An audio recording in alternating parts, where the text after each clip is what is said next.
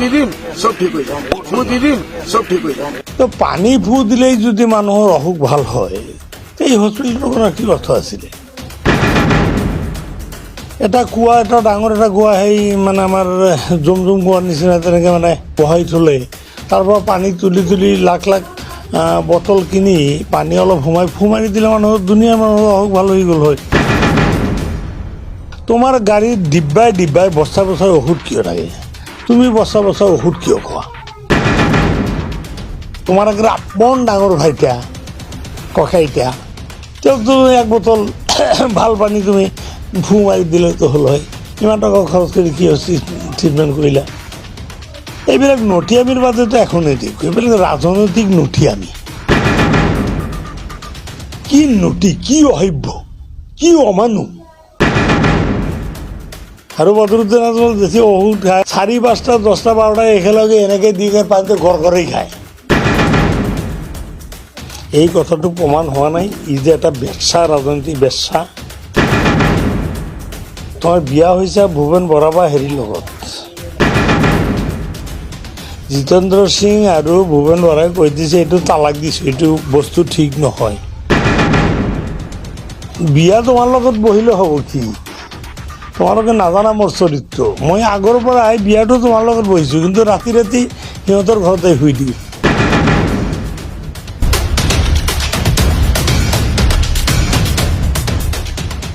তেওঁৰ ঝৰা ফুকাৰ ৰাজনীতি আজি নতুন নহয়। ঝৰা ফুকা দি ৰাজনীতি আৰম্ভ কৰিছিলে অশিক্ষিত সমাজত, বিশেষকৈ চৰবাসী জনগণৰ ভিতৰত বেছি। আমাৰ এইফালে অৱশ্যে একাংশ উজানিও আছে। এইটো গৰিয়া বুলি কয়, গৰিয়া নহয় আচলতে, তেওঁলোকৰ ভিতৰতো হৈছে। মাজত অলপ অফ হৈছিলে আমি সমালোচনা কৰাৰ পাছত, এতিয়া আকৌ নতুনকৈ আকৌ আৰম্ভ কৰিছে। তো কেতিয়াবা তাক প্ৰশ্ন কৰিলে তো কয় যে মানুহে আহে সেইকাৰণে মই ফু মাৰি দিওঁ। আৰে ভাই, তুমি এইটো জনা বুজা মানুহ, নায়েবে ৰচুল। দাড়ি টুপি পাঞ্জাবী থকা মানুহ, পায়জামা থকা মানুহ নায়েবে ৰচুল বুলি কোৱা হয়। তোমালোকে জনা বুজা এজন মানুহে এইবিলাক ফাল্টু আমি কামবিলাক কৰি থাকিব নালাগে। ফু মাৰি দিলে পানীত আল্লাৰ দোৱা পৰি, আল্লাৰ কোনো কালাম পৰি ফু মাৰি দিলেই যদি কাৰোবাৰ অসুখ ভাল হয়, তোমাৰ কোটি কোটি টকা খৰচ কৰি হাম হস্পিটাল, যিটো তোমাৰ আতা হাজি আব্দুল মজিদ, এই যে হাম শব্দটো বহুতেই নাজানে, হাম মানে তেওঁৰ আতাৰ নাম, হাজি আব্দুল মজিদ মানে হাম। কোটি কোটি টকা খৰচ কৰি, তাত কোটি কোটি টকা খৰচ কৰি আকৌ ডক্টৰ বহাই মেডিচিন দিয়ে, মানুহক বোলে বিনা পইচাটো চিকিৎসা কৰে, এতিয়া সেইটা কৈ থাকে। তো পানী ফু দিলেই যদি মানুহৰ অসুখ ভাল হয়, এই হস্পিটেলখনৰ কি অৰ্থ আছিলে? তাত এটা কুঁৱা, এটা ডাঙৰ এটা কুঁৱা, সেই মানে আমাৰ জুম কুঁৱাৰ নিচিনা তেনেকৈ মানে তোমাক যদি আল্লাহ ইমান জহুৰা দিছে, তেনেকুৱা জহুৰাৰ কুঁৱা এটা বহাই থ'লে তাৰ পৰা পানী তুলি তুলি লাখ লাখ বটল কিনি পানী অলপ ফু মাৰি দিলে মানুহৰ দুনিয়াৰ মানুহৰ অসুখ ভাল হৈ গ'ল হয়। তো সেইটো নকৰি এতিয়া তুমি যদি ফু দিলে অসুখ ভাল হয়, তোমাৰ গাড়ীত ডিব্বাই ডিব্বাই বস্তা বস্তাৰ ঔষধ কিয় থাকে? তুমি বস্তা বস্তাৰ ঔষধ কিয় খোৱা? এইবিলাক চালবাজি নহয় জানো? এই 7-8 মাহ আগত তেওঁৰ ডাঙৰ ভাইটো আমিৰুদ্দিন আকবৰ কিবা কাৰণত অসমত আহিলে, বম্বে নে দিল্লীত আহিলে, তেওঁৰ অসুখ ধৰা পৰিল। কাৰোবাৰ লগত কথা পাতি পাতি ওলালে কি যে নাই, মানে বাংগালোৰত এটা মানে উচ্চ খাপৰ হস্পিটেল আছে, তাত মানে চিকিৎসাটো কৰিলে, কি অসুখ আছিল নাজানো, তাত চিকিৎসা কৰিলে ভাল। তো তুমি যদি পানী ফু দিলে ভাল হয়, নিষ্পৰ্ত থাকে আপন, তোমাৰ একেবাৰে আপন ডাঙৰ ভাইটা ককাইটা, তেওঁক তুমি এক বটল ভাল পানী তুমি ফু মাৰি দিলেতো হ'ল হয়। ইমান টকা খৰচ কৰি কি ট্ৰিটমেণ্ট কৰিলা?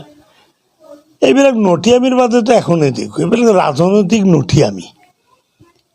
এতিয়া কৈছে সেইবিলাক কৰি আছে, কৰি থাকোঁ, ৰাজনীতিৰ নামত মানুহে বুজি পোৱা নাই, অজ্ঞ মানুহ পাইছে, ৰাজনৈতিক খেল খেলি আছে, খেলিবই। মানুহে যদি মানি লয় তাৰ কৰিব লগা কি আছে? মই মিছা কথা ক'লে যদি মানুহে বিশ্বাস কৰি মোক ভোট দিয়ে, সেই ৰাজনীতি পদ্ধতিনে কৰি আছে। কিন্তু কথাটো হৈছে কি, এই 4 দিন আগত যিটো অসভ্য নিচিনা কথা এটা কৈছে, সাংবাদিকবিলাকে প্ৰশ্ন কৰিলে যে আপুনি অসমৰ মুছলমান ৰাইজক এই বৰ্তমান চৰকাৰে চাৰিওফালৰ পৰা অক্টোপাছৰ নিচিনা ঘেৰি উচ্ছেদৰ নামত চাৰিওফালে যি অপকেন্দ্ৰ কৰি আছে, আপুনি কোনো প্ৰতিবাদ নকৰে বিৰোধী দল হিচাপে, প্ৰতিবাদ কৰা উচিত। কোনো প্ৰতিবাদ আপোনাৰ নাই, 17 বছৰ কোনো প্ৰতিবাদ নাই। আপুনি এই সংঘাতটোত কি ক'ব? বাদ দিয়া এইবিলাক, এইবিলাক বাদ দিয়ক। কি আছে ফু মাৰি দি মৰি যাব। তাৰমানে ই ফু মাৰি দিলে আল্লাহ তাক ইমান জহুৰা দিছে, ইমান বৰকত দিছে, ই ফু মাৰি দিলে চব হেৰি হৈ যায়। তো ঠিক আছে, তুমি যদি ফু মাৰি দিলে হেৰি হয়, গৰুগুৰিত এভিকশ্যন হ'ল, তুমি ফু মাৰি দি এইটো বন্ধ কিয় নকৰিলা? বতৰটোপাত এটা মানুহৰ জীৱন গ'লগৈ, গৰুগুৰিৰ এজন ল'ৰাক মাৰি আকৌ গঠিয়ালে, এইবিলাক তুমি বন্ধ কিয় নকৰিলা? ফু মাৰি দিলে যদি বন্ধ হয়, হা? গোটেই অসমত আৰু এইফালে হিমন্ত বিশ্ব শৰ্মাৰ এছেম্বলিত কৈ দিছে, বাহিৰত ৰাজনৈতিক জেগাত মাইকত কৈছে, এইবিলাক বাৰু ইমান এটা ধৰা নাই। অফিচিয়েল দায়িত্ব সহকাৰে মুখ্যমন্ত্ৰী হিচাপে এছেম্বলিত কৈ দিলে মুছলমানক মই টাৰ্গেট কৰিছোঁ তো কি হ'ল? জনিয়াত গ'লে, বাগবৰ গ'লে, ধুবুৰী গ'লে, বৰপেটা গ'লে, গোৱালপাৰা গ'লে মনটোই বেয়া লাগে। তাৰমানে মুছলমান দেখিলে তাৰ চকুত জ্বলনি উঠি যায়। এইবিলাক কথা যোনে কয়, তুমি কি কোৱা? তোমাৰ সিৰাজুদ্দিন আজমলে কি কৈছে? বিশ্বৰ ভিতৰত, পাছত অৱশ্যে কথাটো চেঞ্জ কৰিছে, ভাৰতবৰ্ষৰ ভিতৰত বুলি কৈছে, বিশ্বৰ ভিতৰত হিমন্ত বিশ্ব শৰ্মাৰ নিচিনা শ্ৰেষ্ঠ মুখ্যমন্ত্ৰী নাই। এই যে এভিকশ্যন হৈ আছে, সেইদিন বতৰটোপাত গৈছে সিৰাজুদ্দিন আজমল, সাংবাদিক বন্ধুসকলে ধৰিছে আপোনালোকৰ নিচিনা।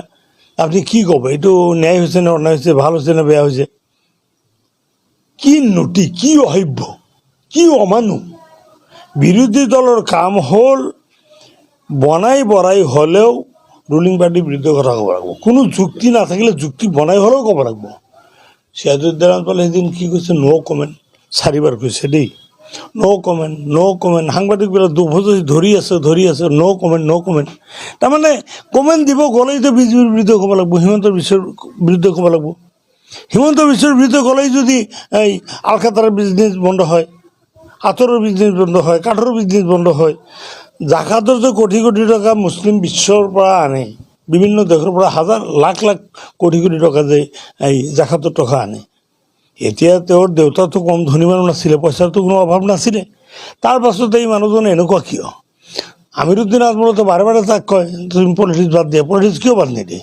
এনেকুৱা এটা মছলা ই পাই গৈছে পলিটিক্সৰ, এই মানে RSS চালিত বিজেপি চৰকাৰৰ যোগেদি কোটি টকা যে জাকাতৰ আনে, আজমল ফাউণ্ডেশ্যন, মাৰ্কাজুল মাৰিফ, ইচ্ছা, বিভিন্ন নাম দি এই টকাবিলাক আচলতে মানুহক দেখায় কি ই নিজে মাদ্ৰাছা বনায়, মছজিদ বনায়, অমুক কৰে তমুক কৰে, দুখীয়া মানুহক দিয়ে, একো নহয়। আচলতে এইবিলাক জাকাতৰ পইচা আনি আজমল ফাউণ্ডেশ্যন, মাৰ্কাজুল মাৰিফ, অমুক তমুকৰ নামত সোমাই দি মানুহক 2 পইচা সহায় কৰে আৰু 12 পইচা ই চুৰি কৰে। 20 টকাৰ 18 টকা চুৰি কৰে, 2 টকাটো মানুহক দিয়ে। কিমান দিয়ে তাৰ উদাহৰণ মই দিছোঁ। এই এসপ্তাহ আগৰ ঘটনা, এখানে বিলাসীপাড়া, আমাৰ সমষ্টিৰ বিলাসীপাড়া পশ্চিম সমষ্টিৰ বগৰিবাড়িৰ দক্ষিণফালে একটা গাঁও আছে মছলাপাড়াৰ এটা ৰোগী গ'ল। মানুহে আমাৰ ধুবুৰীৰ ৰোগী আজিকালি হাম হস্পিটেলত বেছি আহে। এই যে এটা প্ৰচাৰ হৈ গৈছে, হুজুৰে খুব ভয় কৰে, তাৰে ভিতৰত মানে ট্ৰিটমেণ্ট কৰিব গৈছে, কিবা চিৰিয়াছ ট্ৰিটমেণ্ট কৈছে যে হুজুৰৰ পৰা লিখি ল'লে বিনা পইচাত ট্ৰিটমেণ্ট কৰে। কিছুমানে পইচা লয়, আকৌ হুজুৰৰ পৰা লিখি ল'লে বিনা পইচাত হয়। হুজুৰৰ পৰা লিখি লৈছে, লিখি লোৱাৰ পাছত 11 দিন ট্ৰিটমেণ্ট হৈছে, 11 দিন না 12 দিন ট্ৰিটমেণ্ট হৈছে। ট্ৰিটমেণ্ট হোৱাৰ পাছত 1,70,000 না 2,70,000 টাকা বিল হৈছে। তো হুজুৰৰ লেখা দিছে, আগে পিছে কিন্তু হুজুৰে লিখি দিলে হৈ যায়। হুজুৰ মানে বদৰুদ্দিন আজমল, এই জাকাতৰ হাৰামৰ পইচা খোৱা। মইতো কওঁ শয়তান, এইটো হুজুৰ নহয়, হুজুৰৰ নামত এই কলংকহে। এই কলংকৰ পৰা লিখি ল'লে বোলে পইচাটো ফ্ৰী হয়। লিখাটো দেখাইছে, হাৰাম 1 টকা কম লোৱা নাই। ই মহা শয়তান চুৱাৰ নহৈতে মানুহ নেকি? এইবিলাক কিমান কথা শুনিব? তো গতিকে মানুহক তুমি ঘোলা পানীত সোমাই দি তুমি এইফালে দেখাবা পানী পৰা, এইফালে নিজে তুমি তাৰ গাড়ীটো চাবচোন, আপুনি সাংবাদিক বন্ধু, আপোনাকো মই কৈছোঁ, তাৰ যিটো গাড়ী লৈ চলে, গাড়ীটো এনেকৈ ফুচুকি মাৰি চাবচোন, ডিব্বাই অসুখ। আৰু বদৰুদ্দিন আজমল বেছি ঔষধ খাই হাঁহি নিদিব আপুনি, 4, 5, 10, 12 একেলগে এনেকৈ দি পানীটো গড় খায়। তো কি হ'ব? তোমাক যদি আল্লাহ ইমান জহুৰা দিছে পানী পৰি খোৱাৰ, তুমি আৰু ইমান ঔষধ খাব লাগিব। ইয়াৰ পৰিণামটো ভুগিব। বদৰুদ্দিন আজমল বোলা মানুহটো আচলতে অসমৰ ৰাজনীতিত সোমোৱাৰ পাছৰ পৰা অসমৰ ৰাজনীতিটো পচাই দিছে, গেলি গৈছে, পচি গৈছে। এইটো পলিটিক্সৰ কোনো গেলেমান নোহোৱা হৈছে। আজি আছাম ট্ৰিবিউন, অসমৰ এটা প্ৰভাৱশালী মানে মজবুত পেপাৰ আছাম ট্ৰিবিউন, তাত লিখিছে AIUDF has always been a part of UPA. Ajmal ইউপিএৰ পাৰ্ট। লাজ নালাগে নীলাজ, এই কথাটো প্ৰমাণ হোৱা নাই? ই যে এটা বেশ্যা, ৰাজনৈতিক বেশ্যা, চৰিত্ৰহীনা, ই যে এটা মহানথি, এইটো প্ৰমাণ হোৱা নাই?